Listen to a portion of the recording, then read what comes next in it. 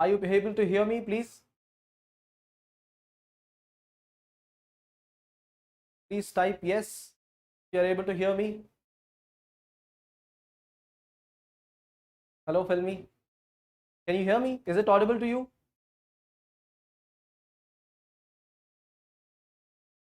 Okay, great. So we'll wait for just 1 more minute and after that we'll begin.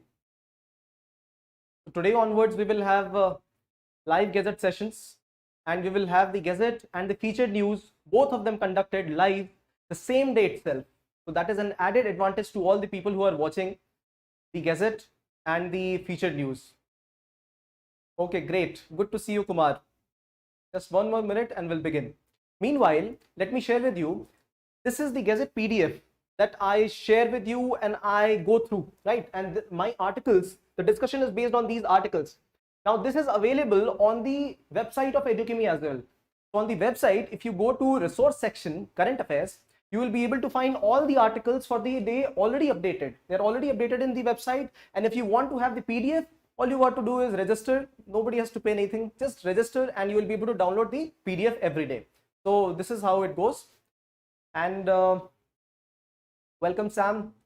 It's good to see you as a regular participant. What is most important is for you to start noting down, because there's so many facts.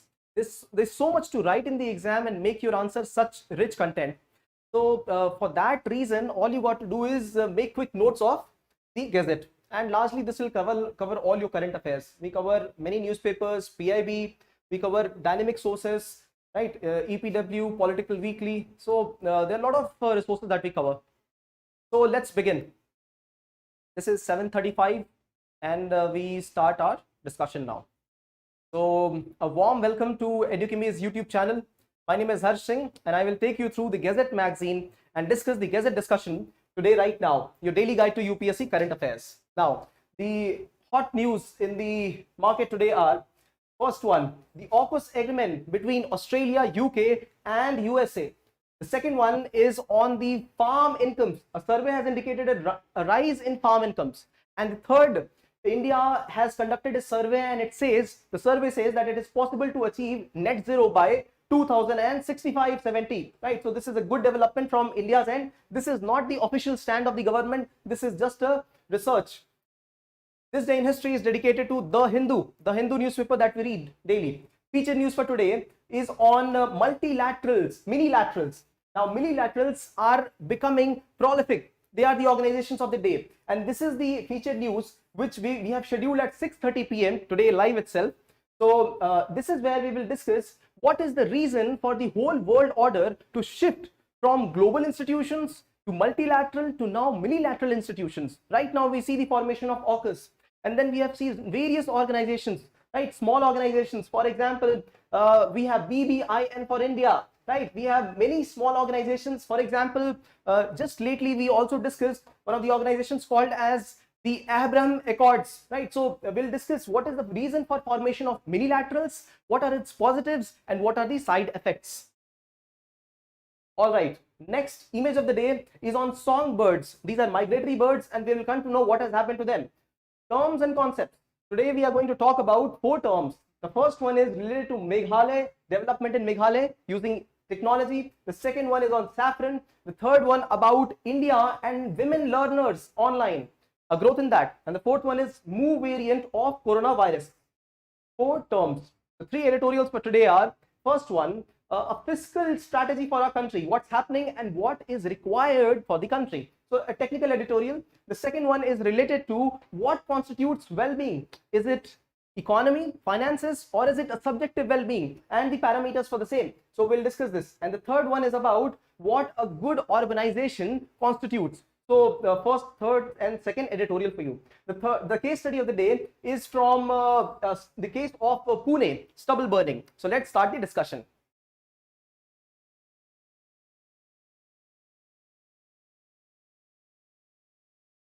Now, snapshot 1. The first snapshot has become one of the important articles in the newspapers and magazines these days.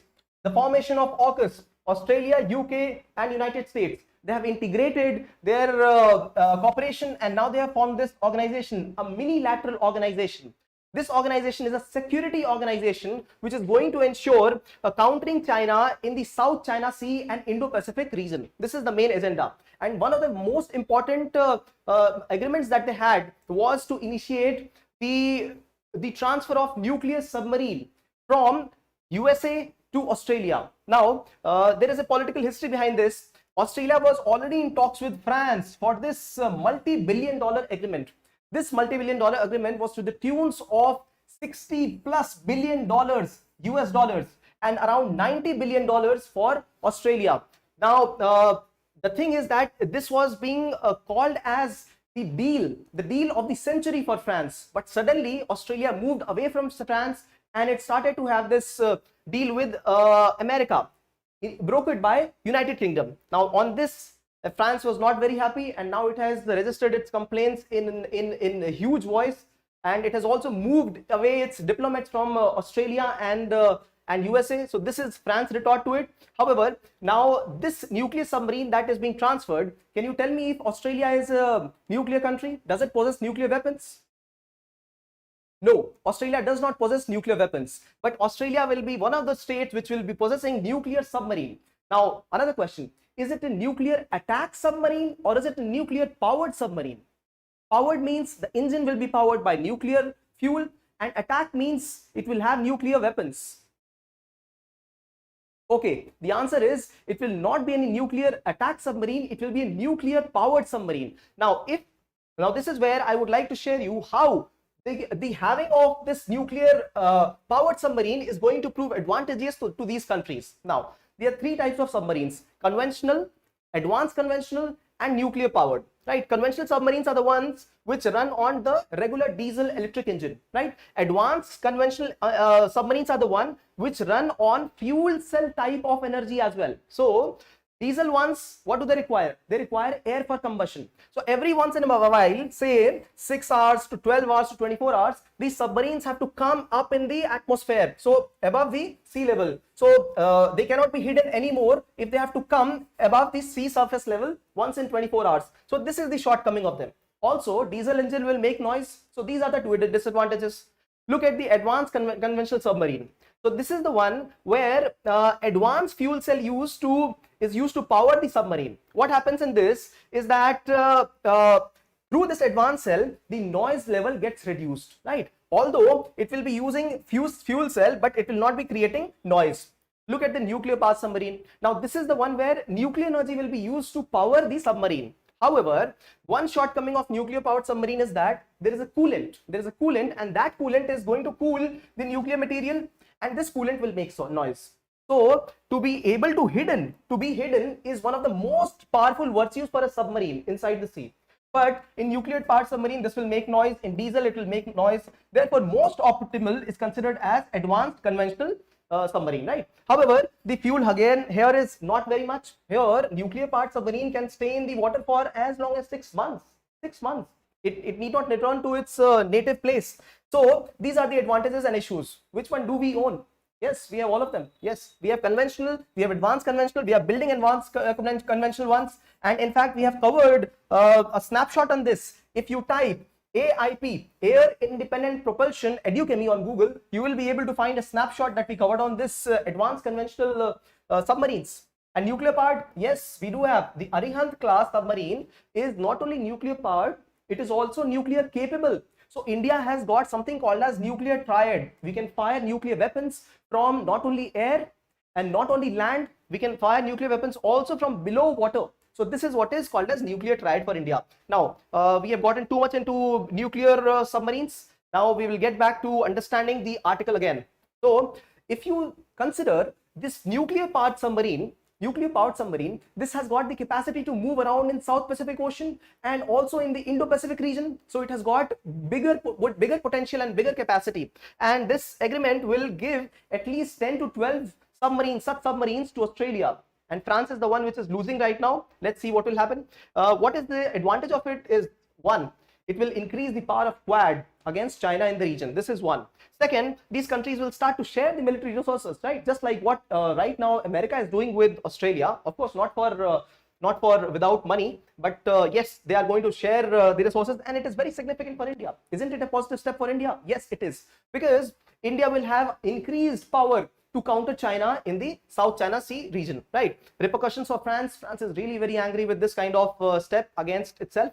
So this is the snapshot 1. Now, let's go to snapshot 2. Survey on farm incomes. Now, a survey has been conducted, and this survey, in the last 7 to 8 years, it has said that farm income has gone up as much as 60%, 59%, and in rural areas. Although, if you counter the inflation, if inflation is adjusted, the income comes to only 2% of rise. However, there has been a substantial increase overall, right? So this is one thing. The second thing, it says that overall indebtedness, that means the loan people had, it has reduced if you see the last 8 years, right? However, we also went through one important survey by SBI just a day before yesterday. It had said that in the last 6 years, there has been an increase in indebtedness last 6 years, right? So last 9 years and 6 years are two different periods for the country. This is one important thing. Now, one important thing that we also studied previously was that the credit that people have started to take, that has become more of institutional of nature. So please note down, the credit mechanism has become more institutional. Micro lending is no more informal, and it is a good step for the agricultural laborers, right? Now, let me ask you one question here. The article says that the people having income from the primary sources as agriculture, there are an increased number of people who are dependent on agriculture as primary sources, right? So is it a good step? Is it a good step that more people have become dependent on agriculture as primary source of income? It is not a good step. Why? Because while the government is trying to ensure that people move out of agriculture, 50% of India is indulged into agriculture. We have disguised employment. We are underemployed in the agricultural sector. What is required is to move people out, but the survey says that yes, people have gotten into agriculture. So you note this down. In exam, you can point such lacunae, shortcomings which are being seen, right? Crop insurance, it has bettered the situation of crop insurance in the country, right? Now, this survey was about farmers, it was about livestock, it was about rural household, right? Now, in this survey, the definition of agricultural household was considered something like this: people earning more than 4,000 rupees, right? Employed in the last 365 days, and at least one member of the family being serving in the sector of agriculture. Snapshot 3. Snapshot 3 is on India's possibility to become carbon neutral economy by the year 2065-2070. Now, there will be a meeting soon held at United Kingdom at Glasgow, and this will be COP27, UNFCCC, right? Now, this meeting will go and enforce India to declare its net zero. By what time India will be able to achieve net zero? However, India has not declared anything till now. Yes, India is committed to Paris Climate Agreement, and India is also well set to achieve it. However, what is required from India is to have net zero commitments also, and this is a study conducted, and one of the persons who conducted this study was one of the important persons of the planning commission, erstwhile planning commission, and they have said that it is possible for India to have net zero by 2065-70, right? So this is a good news for the country. Now, it also says that for India to have this, India must be receiving some funds, and the developed countries should fund developing countries to the tune of $200 billion per year. Leave apart $100 billion, they are asking for 200. But have they provided 100 before that? No. Now, to understand more about what is net zero, what is carbon emission, how it is credited, how it is to be reduced, all you got to do is search. You have to search carbon neutrality Edukemy on Google, or search carbon neutrality Edukemy on YouTube. There's a complete feature news. In 10 minutes, we have explained to you how this carbon credit mechanism works, right? Now, Bhutan is one of the major economies which has become carbon neutral. In fact, carbon negative. So what we want to say is that Bhutan is one of the countries where there is lesser emission of carbon and more sequestration of carbon, right? See, either we sequester or absorb carbon in the economy, or we offset it, right? So we have spoken about both these mechanisms in that featured news called as carbon neutrality, right? So moving ahead, the next article is This Day in History, right? So this is about The Hindu. Yes, The Hindu newspaper that you regularly read. The history of this newspaper is such that it was initiated as a weekly on 20th September. Yes, this day in history itself. So this is 1878 that we are talking of, almost 140 years from now. and this was a weekly newspaper. So yes, less headache for the students studying for civil service exam. So that brings me to a question: did we have civil service exam for Indians then? This I'm talking of the year 1878. Oh yes, we did have the civil service exam for the students then, right? In fact, the first person to get into the civil services Indian was Satyendranath Tagore, and it was the year 1963. And when he appeared for this exam, yes, he did not take support of Hindi newspaper because it was not there then. However, he had to go to UK to attempt this exam, and he was also one of the brothers of Rabindranath Tagore, right? So this is the quick background of the Hindi newspaper. Okay, this is the feature news, and we will be discussing this important future news for today at 6:30 p.m. today itself. Multilaterals in the Indo-Pacific region. Very important article. Okay, moving ahead. Image of the day. This image is a image of these birds, these songbirds. Now these songbirds are migratory birds, and they move from one place to another. Now this is a scene from New York where you see so many songbirds dead. They're no more. Why? The reason is that these skyscrapers, these buildings with an altitude such that they touch the sky is 40, 60, 80 floors building, they impact the movement of these birds. So whenever there are stormy weather, whenever there are strong winds, these birds are not able to move across at high altitudes, and that is the reason that they start moving at low altitude. When they move at low altitude, they crash with the buildings, these tall buildings, and when they crash with them, what they do is they are either rendered injured or they die because they fall off that height.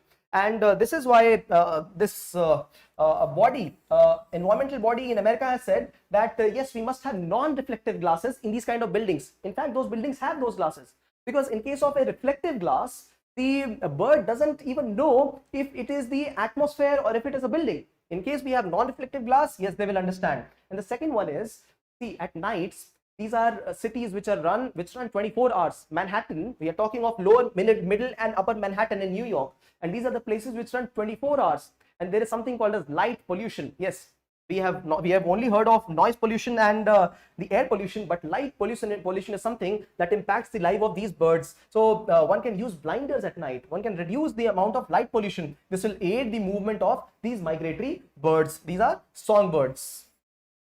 All right, moving to the next set of articles. We are talking about the terms and concept. The first term and concept for today is Meghia. Now, a simple term like this, Meghia, could be asked, and one guess could make it go wrong in the exam. So Meghia has nothing to do with the clouds. It has to do something with Meghalaya. So we are talking of Meghalaya Enterprise Architecture Project, right? This project was initiated by the government to improve governance and service delivery in Meghalaya. So we are going to use the digital technology, and the main idea is to connect people to services, government service delivery. We are talking of improving the financial services delivery. For example, giving them Aadhaar services, right? Not only Aadhaar services, we are aiding them with Umang app. Now Umang app has a number of government services provided at the same place. We are also talking of DG Locker, where these important certificates, individual certificates, are kept online. Then we are talking of NCOG and eSign, right? So these are the main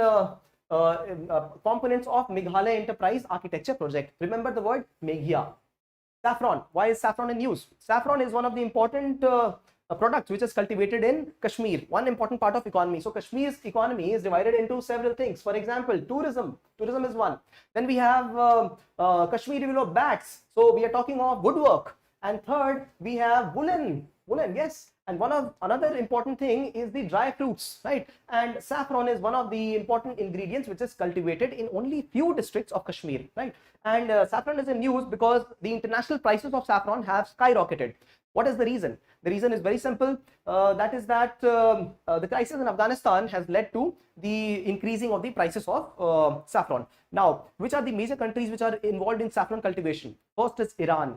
Iran, as much as 88% of saffron. And then we have India, Spain, Greece, so many countries. Also, Kashmir has also been given this GI tag, geographical indication tag, for saffron, right? So this has got multiple usages. One important usage is in the field of medicine, herbs, and something to heal with the body. And the other one is cosmetics, right? So these are high utility products. In fact, when I had gone to Kashmir, I had purchased 5 gram of saffron, and this was worth rupees 4,000 for me. Yeah, this is after negotiations. So do let me know if these are the real rates or not. Right? Okay. Going ahead. India's now women. This survey talks about the women in India who have taken up online courses after COVID, and this proportion has increased substantially. So this talks about the empowerment of women in India, development of skills, especially in STEM courses. What is the meaning of STEM? STEM stands for Science, Technology, Engineering, and Management courses. So we're talking of the courses in which technical knowledge is required, and there's been an increase in the women in this field. Yes, gender gap has been really very high, especially in technical education for women. And now in these courses and the starting professional courses, right? For example, bachelor's degree in technology. So there we have seen increase in the presence of women, right? So India has registered around 4.8 million registered users in India. So this is second highest in the world. So this is something to boast about. Yes. The fourth term in news is move variant, right? We have been discussing this COVID and all the social economic impact. Amongst that is one of the new variants which has arisen. Now, in news is that this is one of the variants of interest, right? So we have discussed n number of times what is variant of interest, and then if the greater degree of vulnerability is there, we have variant of concern after that, and then variant of high consequence, right? So high consequence is really high consequence for humanity. Variant of concern is the one, for example, Delta, and variant of interest is the one where the world, WHO is studying what is the issue with this particular variant and how it is spreading. So important feature of this would be increased transmissibility. So its movement, the movement of this COVID variant move will be very fast, right? And there'll be less immunity against this. What about variant of concern? Variant of concern, another high degree of risk, right? So these are the issues with move variant.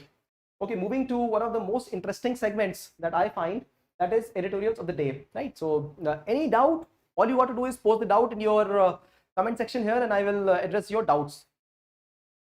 Okay, IS Minister, good evening, and thank you for acknowledging. Ashish, thank you, thank you.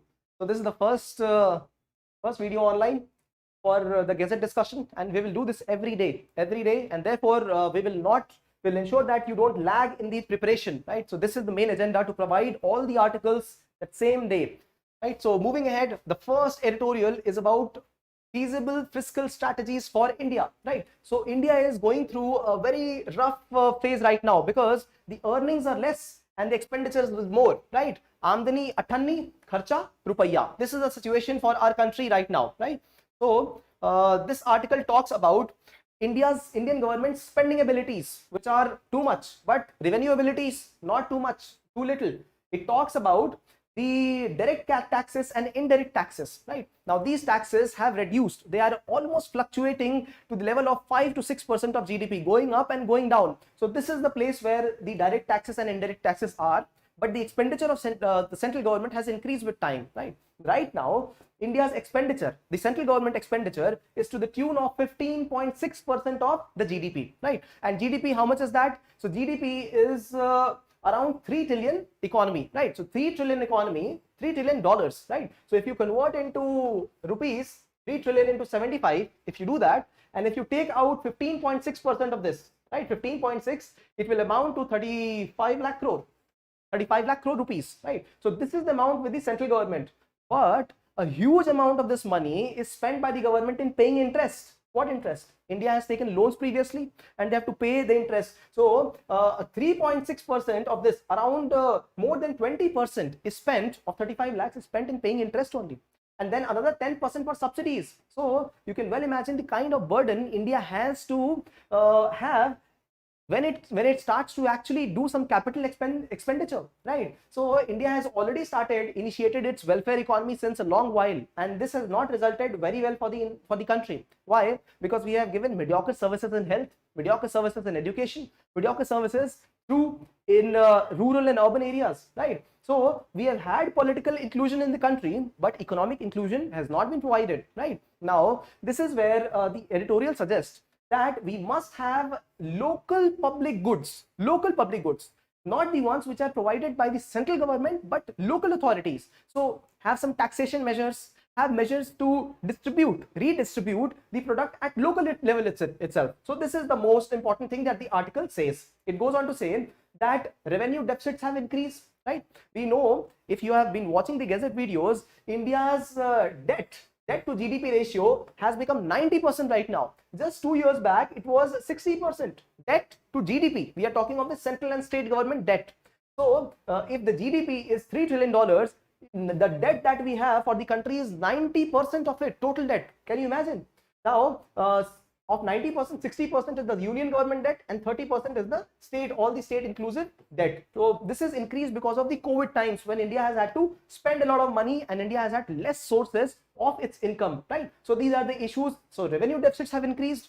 Capital expenditure has gone down because there's no money to spend. Now, not only that, the indirect taxes, right? And then we have seen the taxes on oil prices. So all of them is up. Because of this, there's been an increase in inflation. So this is the issue. Also, supply side constraints. When we don't have labor, when we don't have these microchips and chips to manufacture the electronics, white goods, cars, industry, so the industry comes to a halt, right? And this is the time when a few things can be done to amend the economy. Either we borrow money again, which if we do, we will be under debt trap again. So either this or monetize. Monetize means try to release more money through RBI. Either we do that or we print more money, again inflation. Or the third option is to have higher taxes against the rich people. So who's ready to pay tax? All these measures are a catch-22 situation for the country, right? And in one of them, if you can relate monetization, national monetization policy, we are talking about the policy for monetization of the government assets. This is one of the important mechanisms which has been applied. So if you see the whole economic system, it will get integrated. These are the opinions that we want you to understand, right? This is not our article. This is what has been published in the newspaper. So these opinions will build capacity for you to understand the situation of the country in totality, right? Okay, moving ahead. Now it says that the high interest rate, if we have high interest rate, if we tax the rich people, we have high interest rate, if those things are there, then it will crowd out the private investment. Private people will not be ready to invest in the country. Again, a catch-22 situation, right? So raising taxes is one thing that India can do, but raising direct taxes only with specific items, because indirect taxes, they will raise the inflation level, right? So this is not to be done. Now, it goes on to say that asset monetization is one of the ways. Along with that, it says that international movement of finance. It talks about international movement of finance. The editorial says that now, since globalization has happened, there is more movement of money, and therefore people are trying to evade taxes. People are trying to save taxes or evade taxes. But government's norm to have this profit sharing, low base erosion and profit sharing mechanism, in which there will be mandatory taxation for all the corporates. This is a very good mechanism, right? So technology and databases can be used to increase the tax base of the people. Don't increase the tax rate, increase the tax base, right? This is one important suggestion. The other suggestion, very valuable suggestion, the editorial says, is that wherever taxes, tariffs and subsidies, these three things, taxes, tariff and subsidies, if these three things are being used, the money accumulated from these three things are being used to create an asset for the government, try to ensure that this is not done in the long run. This has a sunset clause. That means we should not be using the subsidy money, tax money. We should not be using the tariffs to have new goods in production, because this is a very regressive cycle. This is a cycle which is a vicious cycle in nature. So this is the editorial talking about the India's economic situation. The second editorial is talking about the well-being, right? Now, what is well-being? For you, well-being could be getting through the examination.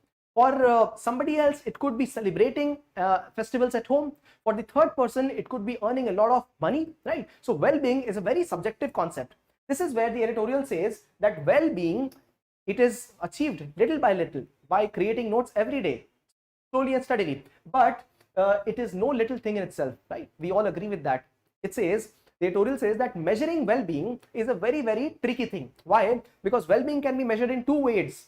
One, it can be measured by measuring the objective indicators, for example, the earning of the person. It can also be measured in subjective means. What are the subjective means? For just as I said, well-being could be dependent on the age of the person, from the place from where the person is, the background of person, the profession, economic environment, the natural environment. For example, if somebody is based in Delhi, people might not be happy with the pollution level, even despite earning, even despite getting through the examination, right? So well-being is a very subjective concept, right? And this is where the editorial says that there was a survey conducted in the country, India Human Development Survey, and then we have this Gallup World Poll.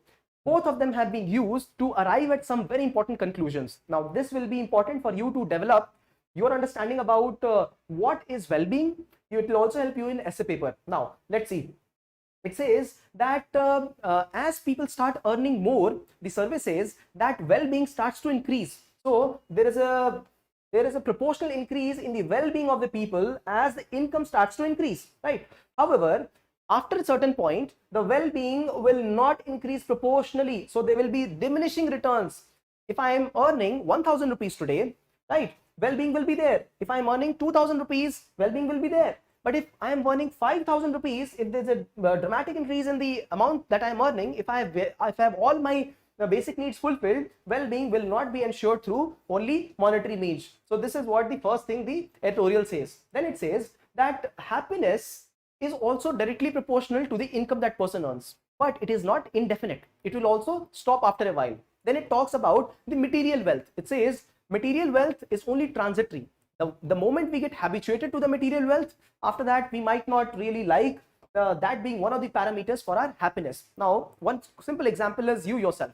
Today, you are attempting to be well-being through getting through the examination, right? If that is given to you, you will be happy. Well-being will be ensured, yes. But slowly and steadily, you will be so much accustomed to the routine life in civil service that will not give you happiness. It will be daily routine for you. But if you change your reference group, if your reference group becomes your peers, the people, the colleagues in your civil services cadre, then you will have an increased competitiveness for well-being again, right? So you will strive to have promotions, strive to have better places of postings. So those will provide the well-being in case you change your reference point. Editorial says that, right? Now, this is what it says. After that, it says that this whole survey was carried out by having income to expenditure ratio divided of people, income to expenditure ratio divided of the people at the year 2005 and 2012. So in these two times, the people's income and expenditure was divided and they were put in three different categories. And after that, this analysis was brought about, right? The editorial concludes with a very beautiful thought. It says that relentless pursuit of income growth, this is one thing, right? People struggling and, trying to have a hustle-full life just to earn some penny. So this is one, and versus shared growth through remunerative employment. So it says that this largely contributes to the well-being of people. Shared growth through remunerative employment, right? So this is the conclusion of this editorial, subjective well-being. Okay, the third one talks about urbanization. What is urbanization? Is it good or bad? Now, it starts by talking about what is desirable and what is undesirable, right? Now, it starts by talking about the technology. The technology in 1960s was such that it could be desirable or undesirable. One good example it gives is that of food technology. Now, one scientist, Norman Borlaug, he is also one of the Nobel laureates, and he was the one who initiated Green Revolution, right? Credited. India also gave him Padma Vibhushan Award for this, right? So this man brought in Green Revolution, and he said that technology is desirable. It also helped people to gain food. Yes. On the other hand, we have William Watt. He said that no, probably technology is not something going to aid. Therefore, environmental protection is what he opted for, right? Now, editorial gives a very good example. New York City has almost the same GDP as that of Russia. The whole country, Russia, has the same GDP as New York, right? But New York has hardly 6% population, right, of as compared now, and the land area is also very, very small, right? So we are talking of one place which is largely non-urban. Russia is one of the biggest countries in the world. In fact, it is the biggest country by area, and the New York has got very small area, highly urbanized place, right? So which is the one which one should choose? This is where it says COVID, the times of COVID have brought some issues with respect to urban spaces. People are moving away from urban spaces. What is the reason? It has been undesirable technology in the urban spaces. Simple examples, the people, migrant laborers who came to urban spaces to work, the situation in which they had to leave during the first phase. after the second wave of COVID, they are the places where the hotspot for COVID infection was there, and that is the place from where it percolated, it expanded to other places, right? We all agree, right? And also the level of digitization and decrease in employment these urban spaces are causing. So are they really desired, the urban spaces, or not? This is where the editorial says that we can either innovate a technology or we can take a back step and retreat. We can say no, probably rural areas are better.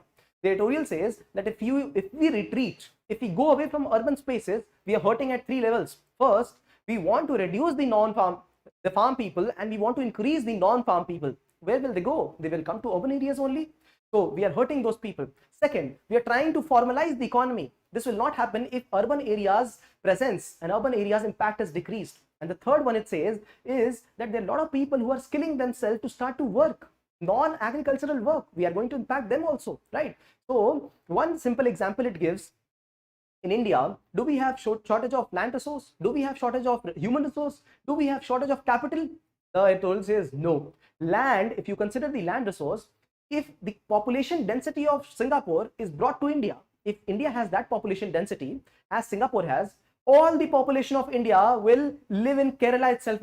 That is the kind of area that we have. So this is one. India has a lot of area. Second, the editorial says that do we have shortage of human capital, human resources? No. Just in a few years, we will be the most populated country, right? And one of the most skilled countries as well. The third one is capital. India is the country which has received the highest remittance last year. And India is one of the countries which is receiving the highest level of FDIs, right? One of the most emerging economies. If you are watching the Gazette discussion, you will find that, right? So what India lacks is the way we manage the mega cities. Mega cities are those cities which have 10 million plus population. We are talking of 1 crore plus population. And mega cities have received this bad name, especially in developing economies. Why? Because they are not able to provide services, especially to the poor population. So there are 26, as many as 26 of the 33 mega cities around the world, they are located in the developing countries. And this is what brings a bad light to the urban areas, right? So it says that even then it brings a bad light in the mega cities. What about the smaller cities? The smaller cities are also not able to absorb people. Look at the working conditions. Look at the in the ways in which people transport themselves. Look at the living conditions. What about the family of the migrant worker? There is no provisioning for health, education. Even if available, it is minimal. So the editorial says even despite that, a lot of migrant workers, they come back. And one of the important reason is that it is not that they are loyal to the urban areas. It is that they cannot survive in the rural areas. There is no finances, there is no economy, right? So the editorial goes on to give the beautiful example of Tokyo. Tokyo has got one third of the Japan population. Japan is one of the most densely populated countries, advanced countries, and Tokyo has 1/3 of Japan's population, yet it is able to manage so well. What is the reason? One important reason is that it follows Marchetti's principle. What is Marchetti's principle? Marchetti was one Italian person, and he had said that one person should optimally travel 30 minutes per day, right? So in case they are providing some important service, some critical service, 30 minutes. But in a place like Delhi, in a place like Mumbai, people have to travel around 2 hours. You just go out and it is almost half an hour. So this is what has to be reduced, right? So essential workers like teachers, nurses, policemen, they have to be managed. The whole population has to be managed, that the work time that decreases while we travel, right? So this is one. Then it says that these are important recommendations given for making a city better, the good urbanization. It says that presently the central government is spending as much as 34 lakh crore, state government are spending as much as 40 lakh crore, but the local bodies, which are 2.5 lakh in number, they're spending only 3.7 lakh crore. Imagine 34 lakh crore for central government, 40 lakh crore for state, and only 3.7 lakh crore for all the urban and local bodies included. So this is not fair. This is not fair at all for the urban and local bodies, urban and rural local bodies. So the idea is to give them power and independence to collect their revenues, sources of revenues, and power to be able to administer, right? Now, one important thing the editorial says is that many ambitious and talented people have become a part of the administration of urban areas. Many people. It has happened in China, it has happened in India also, right? Nehru, Bose, not Bose, Nehru. And then we have the first Home Minister of India, right? So these people all were part of the, their training. The training to development and to becoming a leader was carried out through participating in the urban economy, right? And this is not something that is happening these days, right? So this has to be initiated. The editorial goes on to say that good urbanization is about delivering justice to women, justice to children, justice to old age people also. But if we are not providing good conditions of working, what are we doing? Only the male worker will come to the city and the female will stay back. She will be in agricultural economy. Will it be good for her? No. Underemployment?